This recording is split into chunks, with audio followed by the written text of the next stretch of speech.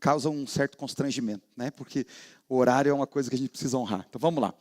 Lucas 4, 14, vamos ler até o versículo 21. Vamos juntos? Quem encontrou aí?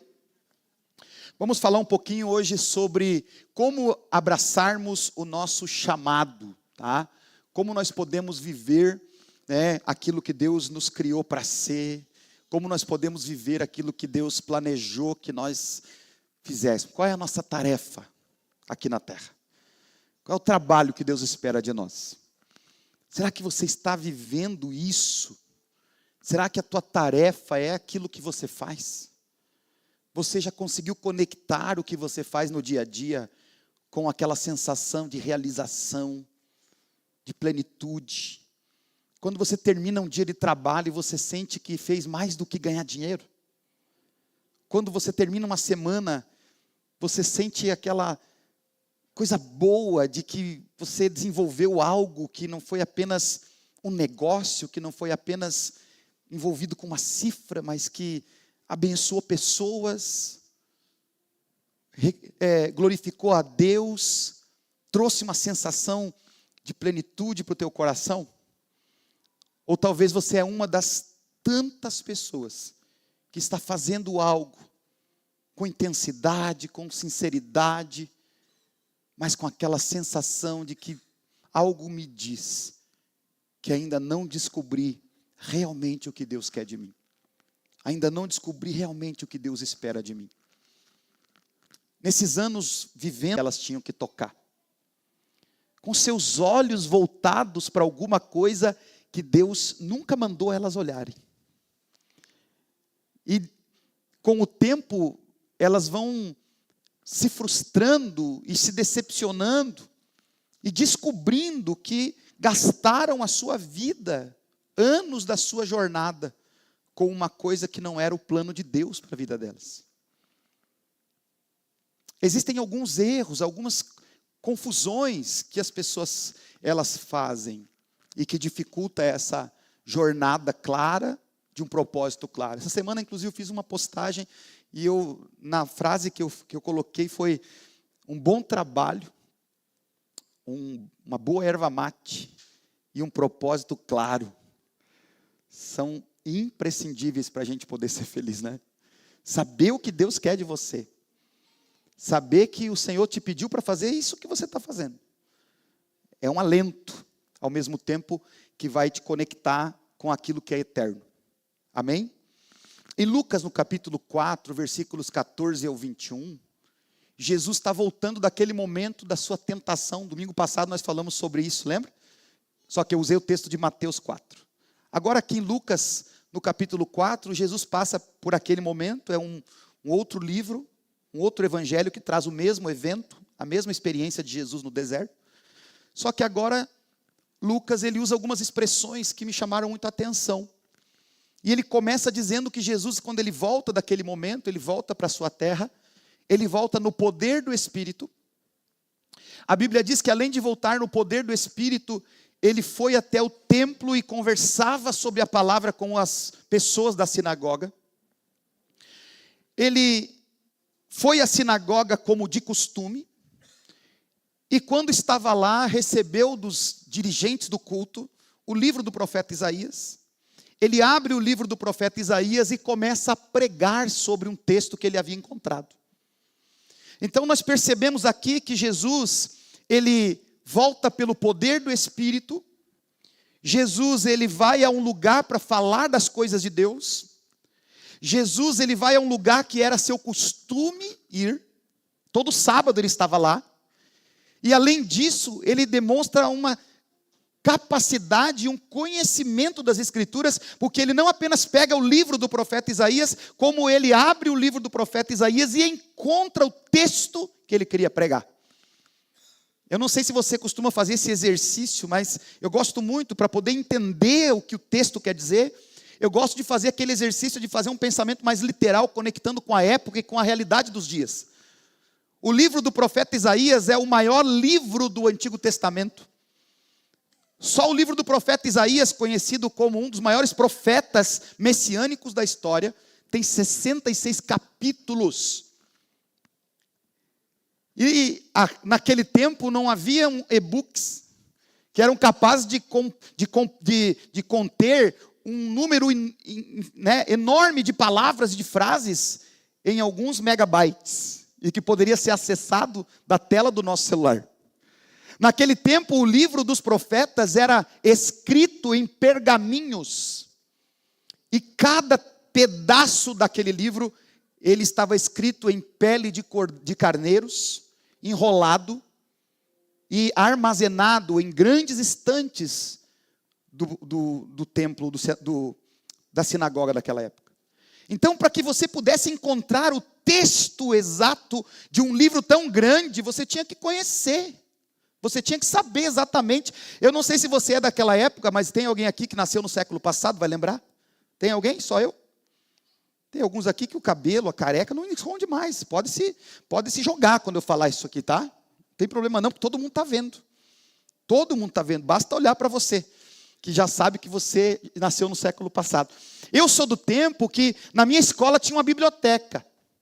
Mas mesmo tendo uma biblioteca, ela tinha um acervo tão limitado, que quando os professores pediam um trabalho um pouquinho mais elaborado, a gente tinha que fazer o seguinte: tinha que marcar um dia, pedir passagem para os pais, para pegar um ônibus, ir até o centro da cidade, na biblioteca municipal, porque lá tinha um acervo maior do que aquele que tinha nas escolas. Então eu chegava lá e tinha que dizer para a bibliotecária: quero fazer um trabalho de biologia, minha professora quer que eu fale sobre célula. É uma coisa bem nova, viu, gente? Essa coisa do DNA, da multiplicação celular, é uma coisa bem recente. Naquele tempo, o máximo que a gente tinha era um fígado aberto. Era um corpo, um desenho, e a biologia na época era: onde é que está o coração aqui? Aqui. Né? Então, hoje a ciência, ela se multiplicou tanto, mas naquele tempo era algo realmente bem mais simples, bem mais básico. E você tinha que pegar lá, aquela bibliotecária ia até um local, uma estante, e pegava lá 4 ou 5 livros gigantes, enormes, antigos, e entregava e dizia: o conteúdo que você quer está aqui, pode procurar. Então a gente ia lá com os colegas de trabalho, ia para uma mesa enorme e começava a folhear aqueles livros, e quem tinha rinite alérgica já ficava, todo cheio, todo congestionado, porque eram livros antigos, pesados. E aí você lia lá 3 ou 4 páginas, encontrava, você fazia o teu trabalho e depois voltava para casa. É interessante, queridos, porque a minha impressão é que, ao passo que está tão mais fácil o acesso à informação, mais ignorantes as pessoas estão. Aquele desafio que existia para que você pudesse ter o mínimo de conhecimento, talvez a força motriz que nos levava a buscar, a estudar. E hoje, faculdade EAD, e tem gente aí com 30 anos que não fez uma formação ainda. Mensalidade baixa, 6 meses pela metade, Enem, crédito estudantil, escolas técnicas, ensino médio técnico. E tem uma galera aí que parou no tempo e vive rolando feed do TikTok, e passa 3, 4 horas assistindo filmes na Netflix. Isso aqui não é a pregação de hoje, mas só estou dando um exemplo de Jesus, como ele era estudioso. E Jesus vai lá então, deixa eu voltar aqui, terceiro culto no domingo, já estava viajando. E aí Jesus vai lá e ele encontra o texto, e o que nos mostra então que ele tinha conhecimento, que ele tinha experiência com a palavra. Agora também me chamou a atenção, porque até aqui Jesus não falou do seu chamado, Jesus não falou do seu propósito. Ele falou de algumas coisas inseridas nos seus hábitos. E essas coisas são importantes. Quando nós falamos do propósito e do chamado, a impressão que eu tenho é que se existe uma forma de viver o céu na terra, essa maneira seja vivendo o nosso propósito e servindo naquilo que nós fomos vocacionados. Lembra da oração de Jesus no Pai Nosso? Mateus capítulo 6, uma parte do texto diz assim: Pai nosso que estás nos céus, santificado seja o teu nome, venha a nós o teu reino. E tem uma frase que diz: e seja feito na terra, assim como é no céu. Então, se queremos viver a eternidade brevemente na experiência terrena, a impressão que eu tenho é que o nosso chamado, a nossa vocação, seja uma semente posta pelo Senhor dentro de nós e que está eventualmente fazendo uma espécie de apelo ao nosso coração. Deus colocou no homem o anseio pela eternidade. Está escrito isso em Eclesiastes, Salomão escreveu isso. Por isso a impressão que eu tenho é que o nosso chamado seja o sussurro da eternidade ecoando na alma humana. É por causa disso que muitas pessoas fazem muitas coisas, mas não se sentem realizadas, porque elas estão fazendo alguma coisa que não é o seu chamado e a sua vocação. Viver longe ou numa direção oposta desse destino profético que é o nosso propósito, que cada um de nós carrega, talvez seja o motivo do enorme vazio que o homem tem dentro de si, e que é o causador das insatisfações e frustrações humanas, a despeito do quanto são grandiosas as conquistas e realizações de alguém. Eu conheci pessoas que construíram grandes coisas, mas que continuaram se sentindo vazias. Eu conheci pessoas que construíram grandes organizações, mas não se sentiam realizadas. Eu conheci pessoas que construíram grandes castelos, mas que ficaram presos nas suas masmorras, porque aquilo que eles fizeram os aprisiona. O que eles criaram agora virou um peso, um fardo. Aquilo que eles construíram agora os prende, os rouba e os impede de viverem o propósito de Deus. E nós aprendemos, aula 1 no Evangelho, que a bênção vem de Deus e Ele não acrescenta com ela dores. Se você está fazendo algo que te faz sofrer, se você está fazendo algo que te decepciona todos os dias, se você está envolvido com alguma coisa que não te satisfaz, que te prende, te rouba e te impede de viver os planos de Deus, então, obviamente, você não está vivendo o teu chamado. Você não está vivendo a tua vocação. Em Efésios, no capítulo 1, versículos 11 e 12, está escrito: nele fomos também escolhidos, tendo sido predestinados conforme o plano daquele que faz todas as coisas, segundo o propósito da sua vontade, a fim de que nós, os que primeiro esperamos em Cristo, sejamos para o louvor da sua glória. Olha que interessante isso. Nós percebemos que algumas pessoas estão abraçadas em alguma coisa, que pode ser boa, lícita, pode até edificar em algum nível, pode até ser nobre, mas que não é o que Deus chamou elas para fazer, não é a tarefa delas na jornada. Não tem a ver com os planos que Deus tem para a vida dela. Elas pensam que porque tem isso, com efeito, estão vivendo o seu propósito. Elas pensam que porque fazem aquilo, estão vivendo a sua vocação. Então, nós confundimos muito isso. Confundimos muitas vezes o que é dom espiritual com fruto do Espírito e, por sua vez, confundimos com vocação, com propósito, com chamado. E para ser bem objetivo e clarear um pouquinho aqui o que são essas coisas. Uma coisa é o dom espiritual. Uma coisa é o chamado e outra coisa é o fruto do Espírito. Então, de maneira lúdica, que me permita falar um pouquinho sobre isso, para construir uma base sobre a qual nós vamos falar daqui para frente. Dons espirituais são ferramentas. Diga comigo, são ferramentas. A palavra trata disso em 1 Coríntios, capítulo 12, versículo 1. Quero deixar um tema, um dever de casa para você. Mergulha no capítulo 12 de 1 Coríntios, onde o apóstolo Paulo trata sobre os dons espirituais. Ele fala dos 9 dons espirituais organizados em 3 estruturas diferentes. Dons de palavra, dons de poder e dons de conhecimento. Cada uma dessas estruturas possui 3 dons específicos. E todos nós temos pelo menos um dom desses 9. Todos carregamos pelo menos uma dessas habilidades. Então, dons são ferramentas. Repita comigo, ferramentas. O fruto do Espírito, por sua vez, descrito em Efésios capítulo 5, Gálatas capítulo 5, versículo 22, fala sobre o fruto do Espírito, trazendo também o fruto como as características da presença de Deus geradas em nós. Assim como aquela planta que você tem no quintal, e que toda época do ano em que se espera que ela frutifique, ela gera o seu fruto, o Espírito Santo morando dentro de nós, habitando dentro de cada um de nós, vai produzir essas características e modelar o nosso comportamento.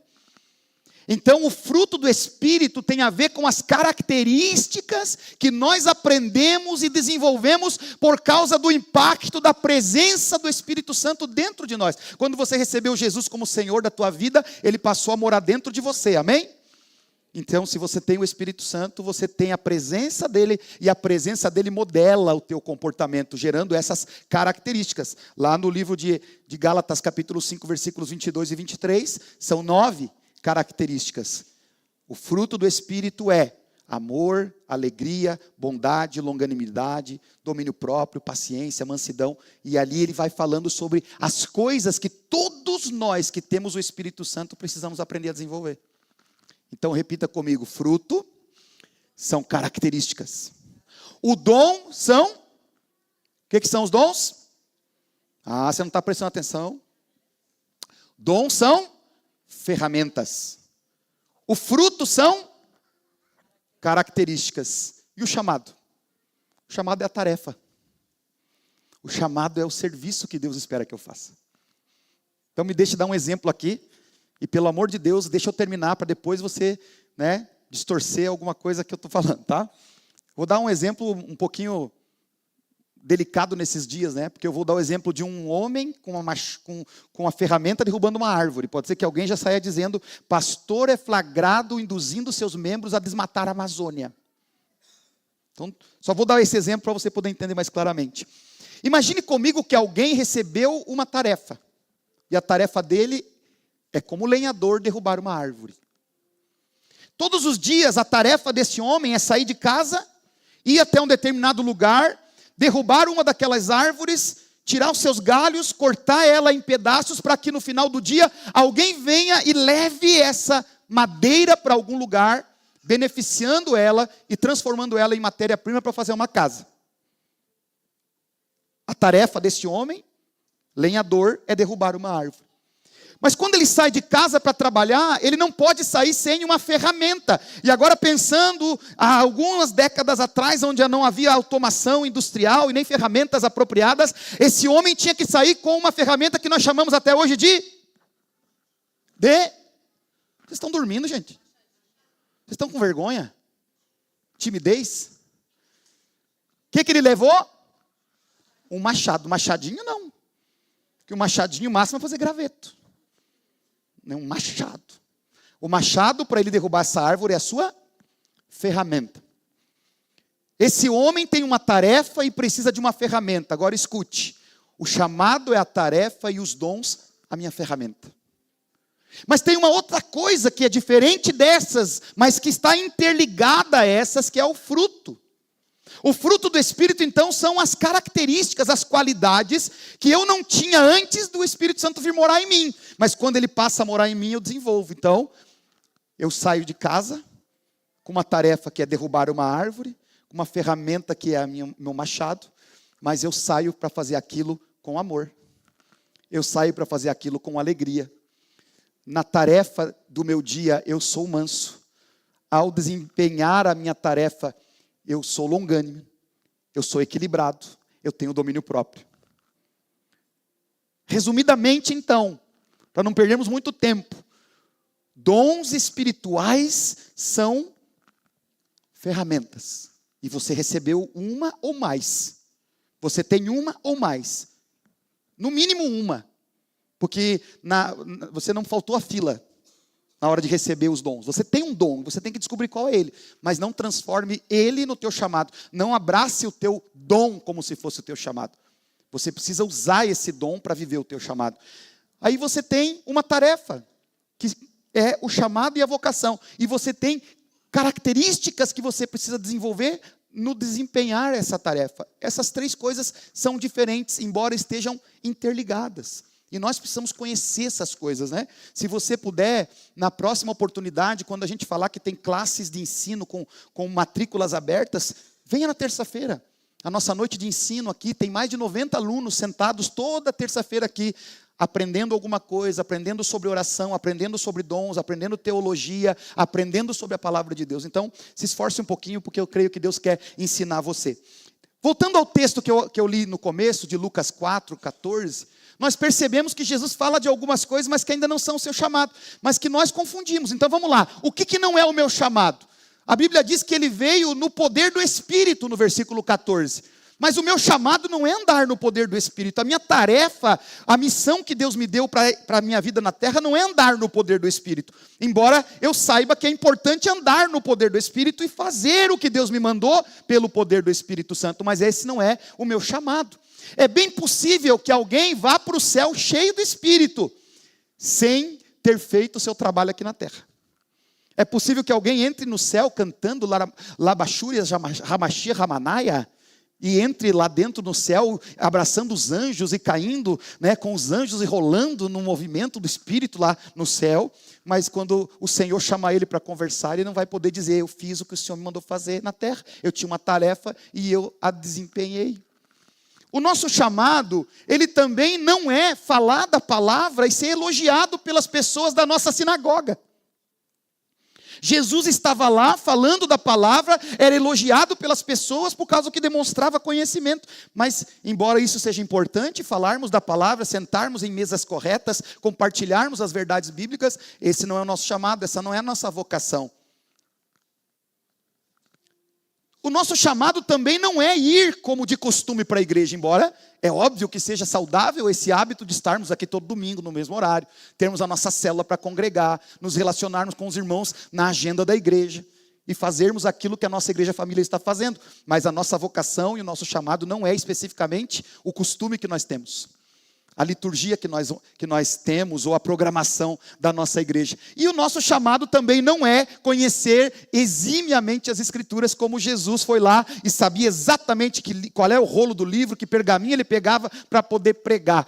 O nosso chamado não é ficar pronto para vencer um quiz bíblico.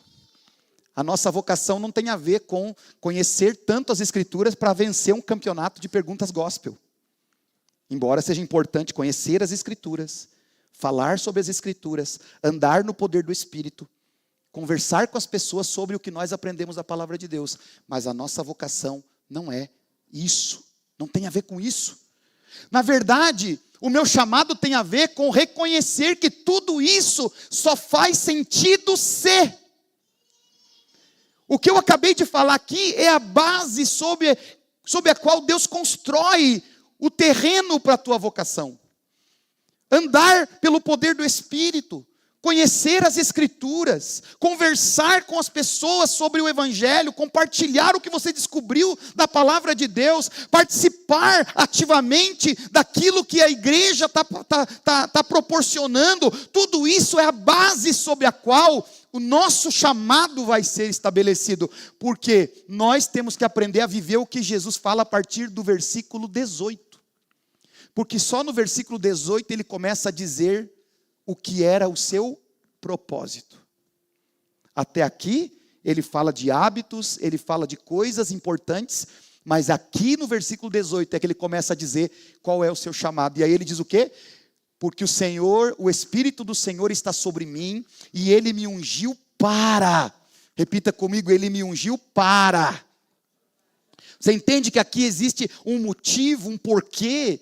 Você recebeu o Espírito Santo para, você tem acesso à palavra para, você tem irmãos e tem uma igreja para, existe todo um cronograma que você pode receber e ser abençoado nas nossas agendas, mas isso tudo é para.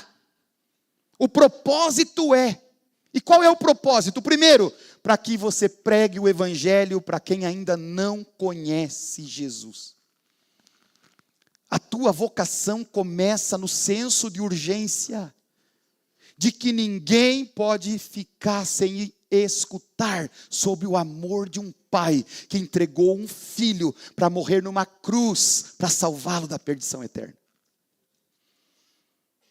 O início da nossa jornada vocacional, o início do nosso ministério e do nosso chamado é esse senso de urgência, de importância que eu dou, de não permitir que ninguém que está perto de mim passe por essa fase da vida sem ouvir falar do amor de Deus, sem reconhecer quem é o Senhor e sem saber que Deus tem um plano e um propósito para a sua vida.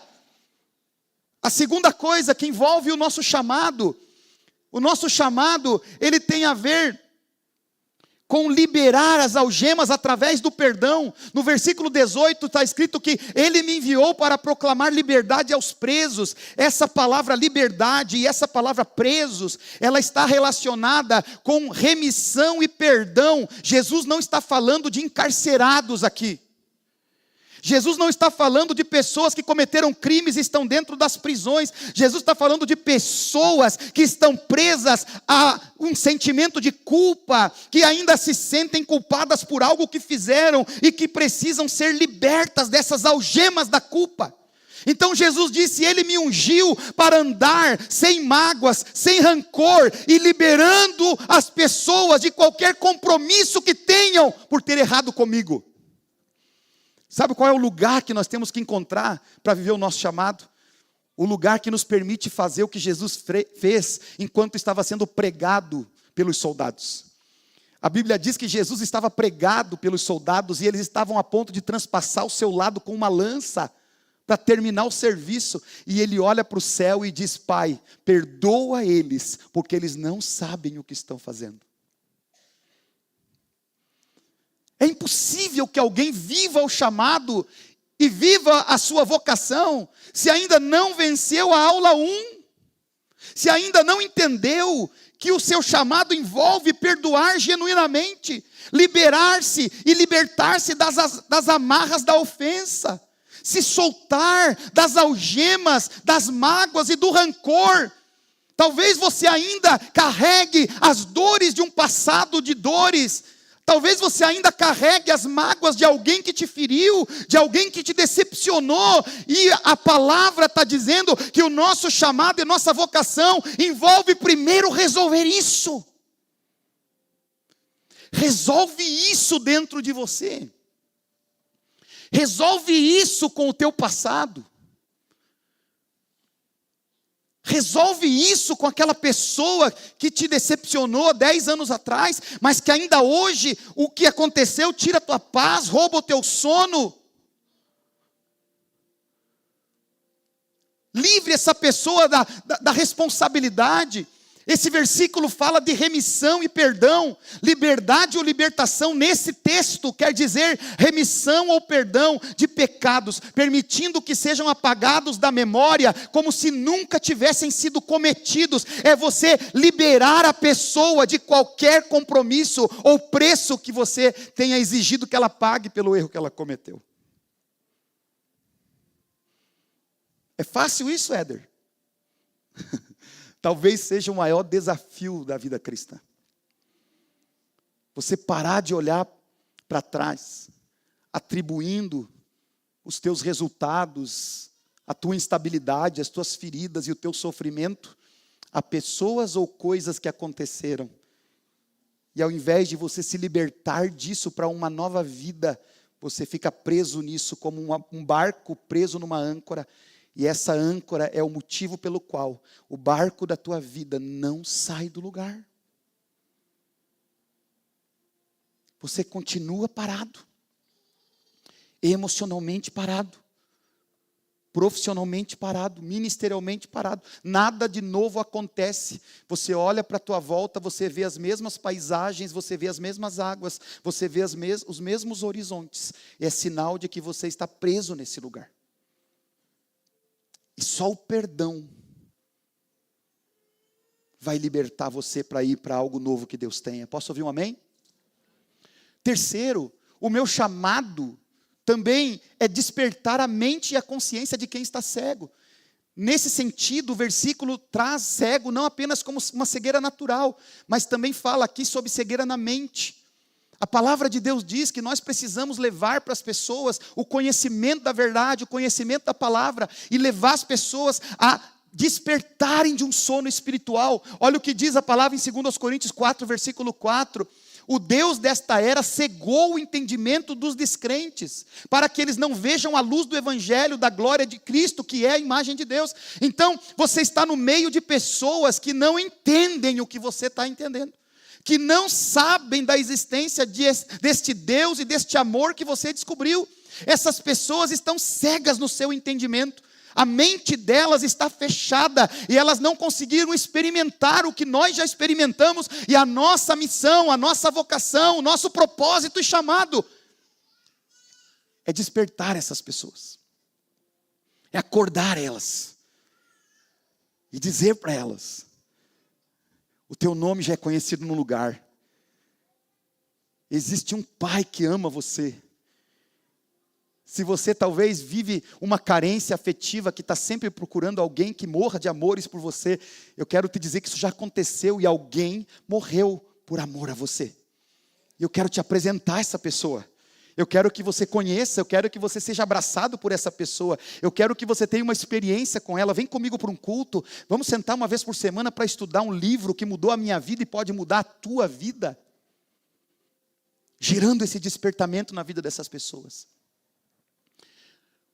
Outra coisa, a nossa missão e nosso chamado, segundo Jesus, aqui em Mateus, no versículo 18 do texto de Lucas, é para libertar os oprimidos. Essa palavra, ela tem a ver com pessoas quebradas, com pessoas que a vida machucou, pessoas que a vida feriu e que elas estão tão fracas, elas estão tão machucadas que elas não têm forças para reagir. E cá entre nós, não é difícil de encontrar pessoas feridas hoje. As pessoas quebradas estão por todos os lados. Para onde você olha, você vê pessoas gemendo, sofrendo. Para onde você olha, você vê pessoas frustradas, desencorajadas, desanimadas, precisando de uma palavra, precisando de um apoio, precisando de serem libertas dessa situação, precisando daquela mão estendida, que foi a mão do apóstolo Pedro e do João na porta do templo, quando chegaram lá e viram aquele homem uma vida toda pedindo esmolas. Mais uma vez, seria mais um dia para ele receber moedas e voltar para casa e de alguma forma ter o que comer e o seu próprio sustento. Mas naquele dia não, porque naquele dia quem entraria pela porta não seriam as mesmas pessoas. Naquele dia quem o encontraria não seriam os mesmos homens, mas homens agora cheios do Espírito, cheios do poder e que entendiam a sua missão.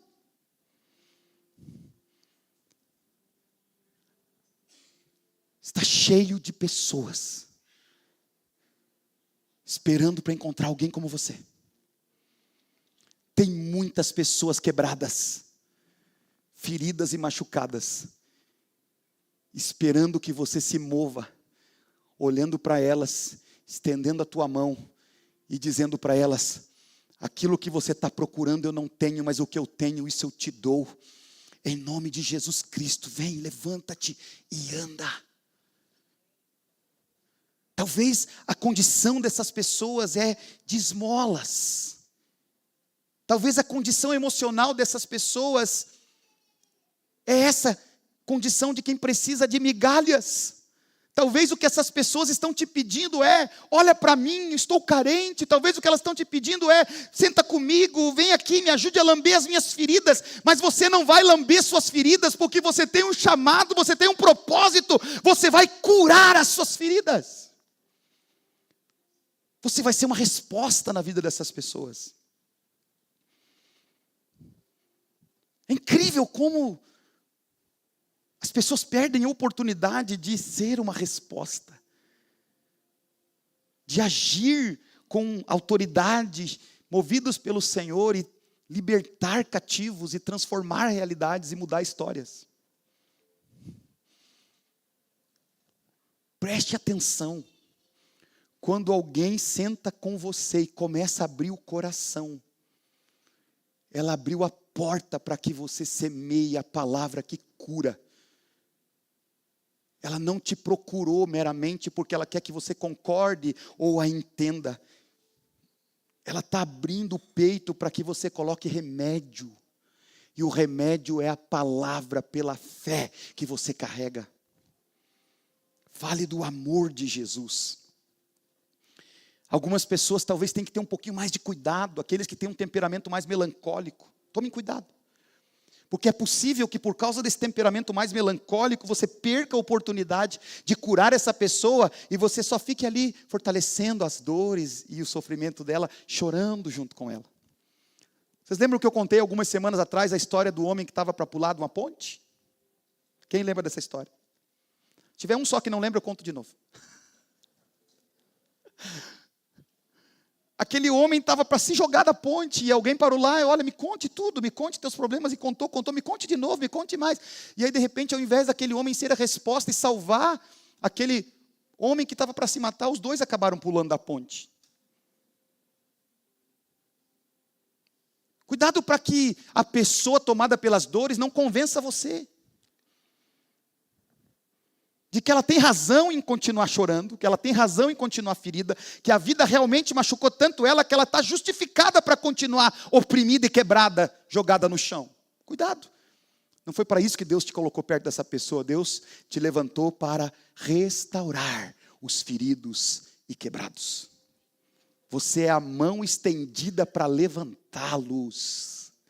Você é a voz que Deus vai usar para salvar sua alma da perdição. Você é a ferramenta que Deus vai usar com o teu chamado para tirar essa pessoa dessa condição e dessa situação. Posso ouvir um amém? E por último, o meu chamado ele tem a ver com falar com firmeza e sustentar a verdade da palavra, proclamar o ano da graça do Senhor. Proclamar aqui é extraído de uma palavra apregoar, e apregoar significa falar com firmeza, anunciar algo que aconteceu de forma urgente, com autoridade e que gere nas pessoas o senso de obediência. Então, quando você fala da palavra de Deus, você fala com firmeza, você não negocia. Você fala com convencimento, porque você acredita nisso, e não importa o que a pessoa está dizendo ou esteja vivendo, você vai dizer para ela, a palavra está posta, o caminho é este, e é por ele que nós vamos andar, venha que eu vou com você. A grande comissão de Jesus em Mateus 28, versículos 18 ao 20, ele diz, então, portanto, vão e preguem o evangelho, ensinem o que eu estou ensinando para vocês, batizem essas pessoas em nome do Pai, do Filho e do Espírito Santo, e vão confiantes e saibam que eu nunca os abandonarei, eu vou estar com vocês até o final dessa história, até o final dessa jornada.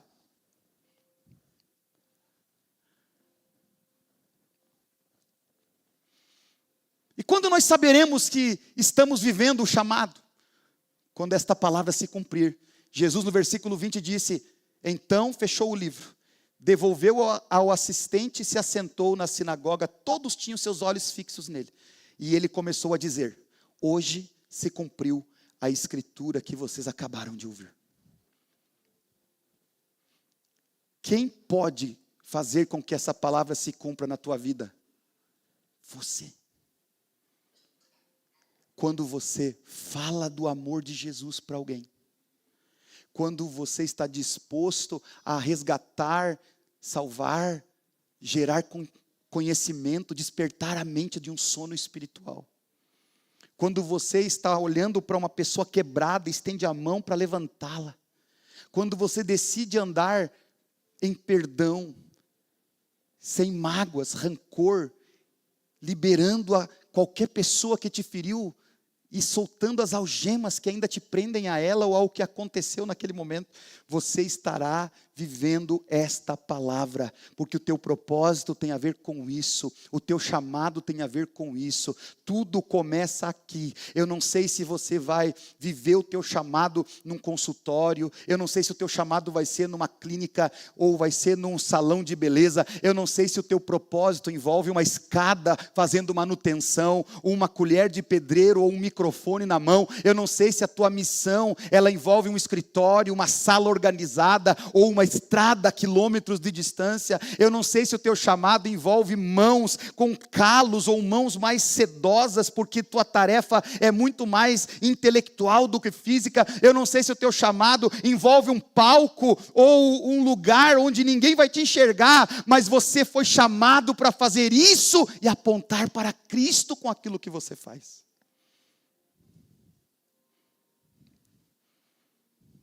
A minha vocação é fazer o que eu faço com tanta excelência, que abençoe pessoas e honre os céus. Com tanta honestidade, com tanta verdade, que demonstre o caráter de Cristo e aponte para Deus, para que Ele seja glorificado pelo testemunho que nós temos na terra. Viver esse chamado é urgente, viver essa vocação. Cabe a nós fazer o possível para que essa palavra se cumpra e em nós, vivendo como verdadeiros discípulos de Cristo, nos esforçando para andar abraçados ao propósito para o qual fomos chamados. Lembrando do que diz Romanos 8:28, sabemos que Deus age em todas as coisas para o bem daqueles que o amam e que foram chamados segundo o seu propósito. O profeta no Antigo Testamento diz que há pensamentos de Deus a nosso respeito. Em Mateus 4 diz que há palavras que o Senhor tem e que essas palavras têm que nos alimentar. O propósito de Deus envolve esses pensamentos, esses planos e essas palavras. Nós precisamos descobrir. Nós precisamos descobrir. Aprenda a diferenciar o que é ferramenta, que são os dons, quais são as características, que é a presença do fruto em você, da tarefa que Deus deu para você fazer. Deixa eu fazer uma pergunta aqui. Quem aqui é empreendedor? Tem um negócio. Se você tem um negócio, a tua vocação, o teu chamado envolve conduzir esse negócio, liderar essa empresa, liderar esse empreendimento, de forma que Deus seja glorificado, de maneira que o Evangelho seja reconhecido e que o Pai jamais seja envergonhado. Rick Warren fala no seu livro Uma Vida com Propósito, e ele define propósito como qualquer coisa que você tenha resolvido fazer na vida, que no final glorifique a Deus.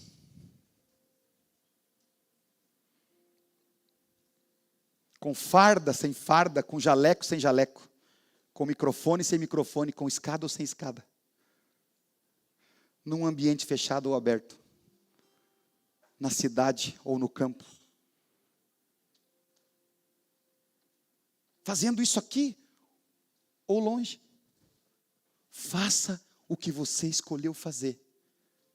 De maneira tão plena, tão excelente, tão verdadeira, tão digna, que o Pai seja glorificado. Que o que você faz aponte para Ele. A forma como você faz revele Ele. O amor que você aplica, a leveza e a alegria com que você desempenha,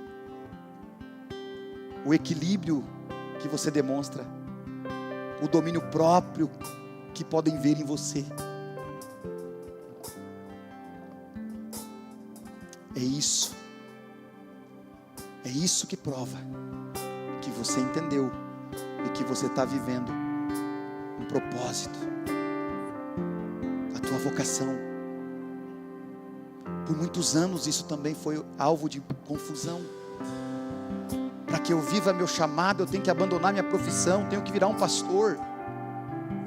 Para que eu viva meu chamado, eu preciso abandonar minha profissão e tenho que começar a cantar no culto. Para que eu viva o meu chamado, eu preciso abandonar tudo aqui, preciso ir para a África para falar de Jesus para as pessoas num continente abandonado e pobre. Esquece isso. Esquece isso. As As pessoas para quem você tem que pregar não estão na África somente, estão na sala ao lado, talvez na mesa ao lado. As pessoas com quem você tem que se relacionar e demonstrar o amor do Pai estão na próxima casa onde você vai bater para prestar o teu serviço. São os próximos clientes que vão entrar no teu consultório. São os alunos da sala onde você dá aula. São os pacientes que abrem a boca e precisam ficar com a boca aberta, Emília. E por um momento você pode falar o que quiser e elas não podem reclamar. Aguenta aí que a obturação vai durar 1 minuto, mas eu tenho algo para te falar. Vai doer um pouquinho aqui, mas vai salvar uma coisa que é muito mais importante aí. É fechar um negócio com a consciência tranquila de que você não lesou, não enganou, foi transparente e verdadeiro, e que aquela pessoa vai sair dizendo: uau! No meio onde a gente vê tanta gente querendo tirar vantagem, eu fiz um negócio, assinei um contrato com um homem de caráter, uma pessoa séria. Eu senti que posso confiar nela. Isso é viver o chamado, isso é viver o propósito. Então saiam daqui nessa noite e vejam os lugares por onde vocês passam, o ambiente onde vocês trabalham, como campo missionário para onde Deus está mandando vocês. Aquelas são as almas feridas, machucadas, com fome e com sede, oprimidas e quebradas, esperando uma mão estendida, esperando um filho amado de Deus. O apóstolo Paulo descreveu isso dizendo que a criação arde com expectativas pela manifestação dos filhos de Deus. As pessoas precisam do que você tem, elas só não sabem falar. As pessoas estão clamando pelo que você carrega, só que elas não têm palavras para explicar, elas não sabem verbalizar. Você tem o remédio, você é o bisturi que vai furar aquele lugar inflamado e vai trazer alívio e cura como um piscar de olhos.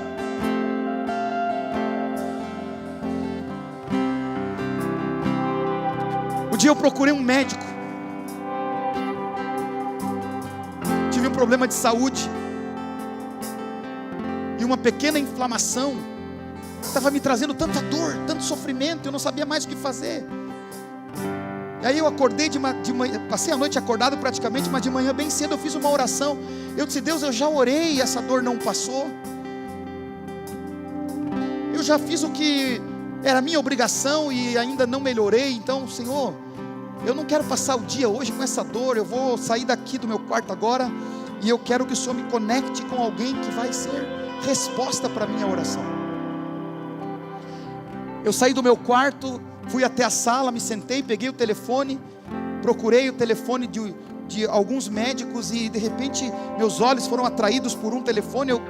Eu cliquei naquele telefone, eu fiz uma ligação, eram 7:30 da manhã, e eu disse: eu estou com um problema, e falei dos sintomas, e a pessoa disse: olha, se você vier agora, eu creio que a doutora ainda consegue te atender. Eu disse: agora é quando? Ela disse assim: você tem que chegar aqui no máximo em 15 minutos, porque ela está atendendo uma paciente, e quando ela terminar eu digo que tu está chegando. Se você não puder vir em 15 minutos, não dá tempo. Eu, naquela hora, disse assim para ela: eu estarei aí em 15 minutos. Coloquei uma roupa rápido, peguei o carro, fui, cheguei nos 15 minutos, e aquela médica tinha terminado o atendimento um pouquinho antes, mas ouviu a sua assistente e resolveu me esperar um pouquinho. Eu cheguei e ela me examinou, e ela disse assim: Éder, você tem isso. E eu disse: o que eu faço? Eu estou sofrendo demais. Ela disse assim: não, o procedimento é simples, e o que eu vou fazer vai tirar isso como quem tira com a mão. Uau! Eu não dormi a noite toda, eu estava sofrendo com dores. E aí Eu fui para uma maca e ela pegou um bisturi. E ela chegou no lugar que estava inflamado e ela fez um pique. Meu amigo, a sensação é que aquela dor foi retirada com a mão. Mas era uma mão habilidosa, com a ferramenta certa, de alguém que tinha uma tarefa e estava fazendo aquilo com excelência. Voltei para casa uns 40 minutos depois, feliz da vida. Parecia um patinho na água. Eu vou descansar um pouco agora, porque a dor já passou, me deu o tratamento. Voltei depois de alguns dias para uma reconsulta, tudo certo. Deixa eu te falar uma coisa, a pessoa certa é você. As ferramentas são as que você tem, e a tarefa é tua. Alguém está sofrendo agora. Alguém está sofrendo agora. Tem pessoas gemendo nessa noite. Tem pessoas sofrendo nessa semana, que elas vão encontrar a resposta do seu clamor, elas vão ser conectadas com as respostas da sua oração. Isso vai acontecer no teu trabalho, na escola onde você estuda, na faculdade onde você está sentado todas as manhãs. Deus quer usar você para que você viva o teu chamado, para que você cumpra o teu propósito. A tarefa está clara, a ferramenta está acessível e as qualidades que você precisa estão nele. Então vão, o campo missionário é da porta para fora. As vidas quebradas estão ali esperando vocês. Essa igreja não pode ser um clube social que só entra sócio, que só fala a mesma coisa e se preocupa com o próprio umbigo. O Senhor quer que essa igreja avance. Deus quer usar a tua vida. Há uma multidão de pessoas que precisam ser saradas e resgatadas, e nós temos essa missão. É comigo e é com você. Você recebe isso? Você se compromete com isso? Vamos ficar em pé, amados. Eu não sei quem, mas domingo que vem tem que ter alguém do teu lado. Deixa eu te dizer isso. Só você tem acesso a essas pessoas. O teu pastor não consegue chegar nelas. Os nossos ministros de louvor não conseguem ir lá cantar para elas. A palavra pregada no culto nunca vai alcançá-las. Você é o meio. Você é a ferramenta, você é o instrumento, você é a forma como Deus acessa o coração dessas pessoas. Deixa eu dizer para você, não subestime a tua importância no reino. Não anule o potencial que você carrega. Você pode ser mansinha, você pode ser quietinho, você pode ser até um pouco, é tímido e vive constrangido, mas existe um tesouro guardado em você, que precisa brilhar onde você está. Não negue às pessoas a oportunidade de serem salvas, saradas e restauradas. Não roube isso delas. Não roube isso delas. Deus me pegou porque eu tinha uma avó insistente. A avó da Michele, ela era aquele tipo de crente chata, que você dizia não para ela 1 milhão de vezes, ela não desistia. E ela não desistiu, ela não desistiu, ela não desistiu. Até que aquela água, batendo calmamente, mas insistentemente, foi furando a rocha e foi abrindo espaço. E no dia que ela fez aquele convite pela última vez, o meu coração estava aberto. Ela já partiu e mora com o Senhor, mas eu estou aqui. E se você conhecesse a avó Iraci, uma senhorinha de 1,55 m, franzina, pequenina, calejada da vida, com um filho especial, que desde nascença exigia cuidados.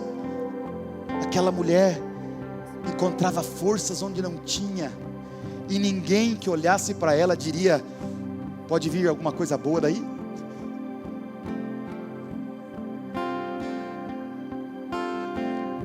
Falaram isso a respeito de Jesus. Havia um provérbio em Israel: há porventura alguma coisa boa que possa vir de Nazaré? E o Senhor quebrou essa regra e enviou seu Filho, Salvador da humanidade, daquele lugar de onde ninguém esperava nada.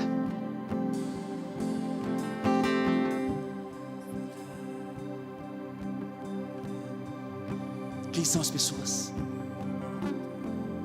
que precisam que você simplesmente deixe Deus fluir? Elas não são só um número. Elas não são só um número. Elas também são filhas amadas que precisam conhecer o amor do Pai. São teus funcionários, são teus amigos, teus colegas, teus vizinhos, são teus parentes, teus irmãos. Talvez aquelas pessoas com quem você mais tenha dificuldades de lidar, seja que antes precisa se converter, porque ela vai melhorar demais. Talvez você tenha dificuldade com a sogra. Eu tenho uma experiência tão maravilhosa. Minha sogra convertida é uma mãe. Eu tive ela perto de mim antes da conversão, há alguns anos. Ore por ela, ore por esse vizinho que você olha e diz: eu vou começar a orar para Deus tirar esse cara daqui. Eu vou orar para Deus levar ele para outro bairro, que mude de prédio, mude de condomínio. Não. Você tem que orar para que o coração dele seja quebrantado. Escute uma coisa: nós carregamos uma palavra que transforma corações. Nós temos o remédio que transforma corações. Ao invés de você orar para que a pessoa não venha perto, ore para que ela se aproxime mais, porque você vai conseguir jogar de forma certeira e acertar lá no coração dela a palavra que vai transformá-la. Amém? Amém? Levante suas mãos aos céus, diga comigo: Senhor Jesus, eu tenho uma tarefa, há uma missão, e a minha missão é ir por onde eu andar, fazer o que eu tiver que fazer, na minha profissão, na minha escola, no meu bairro, na minha rua, e fazer com que o teu nome seja conhecido, o teu amor seja revelado. Essa é a minha vocação, esse é o meu propósito, e eu farei tudo para a glória do Senhor. Amém? Vamos orar, amados, e adorar o Senhor. Vamos declarar essa canção juntos. Deixa o Espírito Santo ministrar você, encorajar você. Minha vida é oferta em seu altar.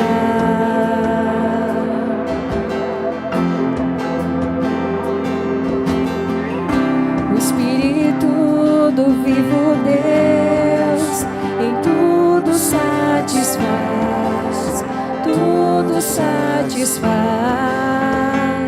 Estou aqui, tudo que sou, eu entrego hoje aos pés do meu Senhor. Entregue agora aos pés do Senhor tudo que você é. Pois eu sou teu e tu és meu, e eu sei que ao meu lado sempre estás.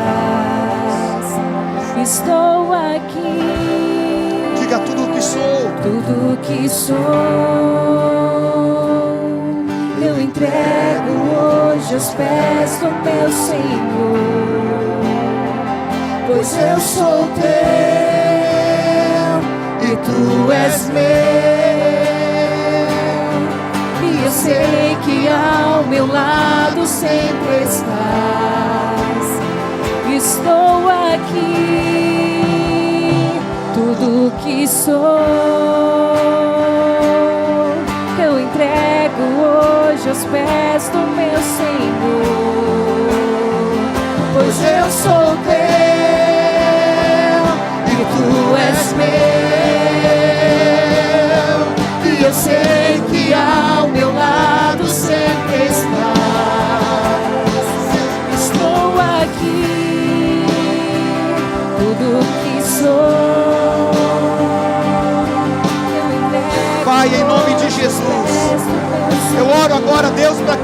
possamos ter clareza, Senhor, clareza do propósito, clareza, Senhor, da vocação, clareza daquilo que o Senhor tem para as nossas vidas e que deseja que a gente faça nessa nossa jornada.